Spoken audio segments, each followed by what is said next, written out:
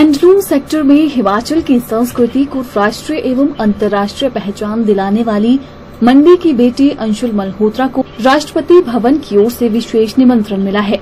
उन्हें 15 अगस्त को राष्ट्रपति भवन में होने वाले सांस्कृतिक कार्यक्रम और राष्ट्रपति द्रौपदी मुर्मू की ओर से दिए जाने वाले रात्रि भोज में शामिल होने के लिए विशेष रूप से आमंत्रित किया गया है।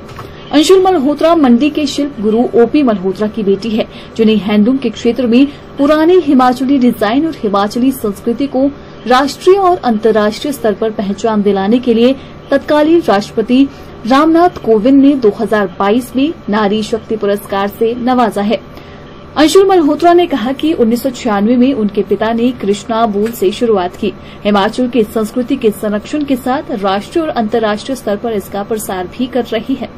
उन्होंने कहा कि भारत में ठंड बहुत कम समय तक रहती है, लेकिन यूरोपियन देशों में पूरा साल ठंड रहती है, जिसकी वजह से हिमाचली गर्म कपड़ों की मांग वहां ज्यादा है।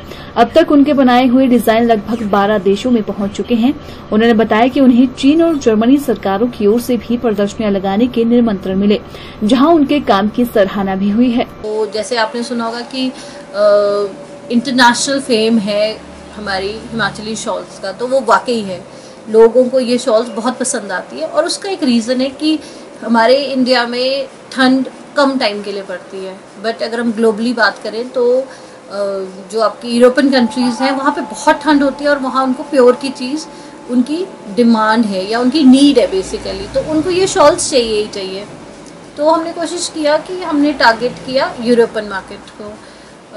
काफ़ी कंट्रीज़ में हम लोगों ने उनके बायर से मिलके हमने उनको ये प्रोडक्ट शोकेस किया, जिसकी वजह से वहाँ से ऑर्डर्स शुरू होने लगे और इन ऑर्डर्स के साथ साथ फिर वहाँ से वही ऑर्डर्स बार बार रिपीट होने लगे। तो उनके अकॉर्डिंगली हमने फिर से नए डिज़ाइंस बनाए और उनको वो भी पसंद आने लगे। इस टाइप से एक साइकिल सी एक्सपोर्ट की चल पड़ी।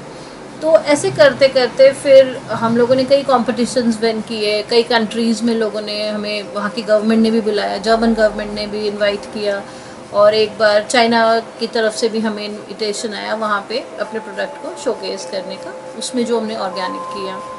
इसी टाइप से एक बार हमने नेपाल में एग्जिबिट किया, तो नेपाल के जो प्राइम मिनिस्टर थे उस टाइम माधवन जी, उनको भी ये शॉल्स बहुत पसंद आई। जबकि हमारी प्योर वूल की शॉल्स थी, तो नेपाल वैसे भी हब है, बट उनको हिमाचली शॉल्स भी बहुत पसंद आई। हिमाचल गवर्नमेंट की बड़ी हेल्प रही, सेंट्रल की भी और स्टेट की भी, कि हमें दिल्ली जाने का बहुत बार मौका मिला। जब हम दिल्ली पहुंचे तो वहाँ पे हमें बायर्स बहुत टाइप के मिले। इवन अगर मैं यहाँ की बात करूँ, हिमाचल का ऑर्गेनिक फूड की बहुत इम्पोर्टेंस है। यहाँ के अचार की बहुत फेमस डिमांड है। जैसे अगर मैं आपको बोलूँ एप्पल का अचार, तो एप्पल का अचार मेरी एक फ्रेंड डालती है, तो मैं जब दिल्ली लेके जाती थी तो वहाँ पे उन्होंने बड़ा पसंद किया कि एप्पल का अचार नहीं मिलता। तो अगर कोई, मैं ये बातें इसलिए बोलती हूँ कि कोई महिलाएं, ये देखिए अवार्ड मुझे एक बार मिल चुका है, मुझे तो अगली बार नहीं मिलेगा, तो मैं चाहती हूँ कोई और महिला भी आगे आए, चाहे वो एप्पल के अचार से ही फेमस हो, चाहे वो बैम्बू क्राफ्ट से ही फेमस हो, चाहे वो मेटल क्राफ्ट से ही फेमस हो। जैसे जो मेरे को अवार्ड मिला था 2022 में, नारी शक्ति पुरस्कार है,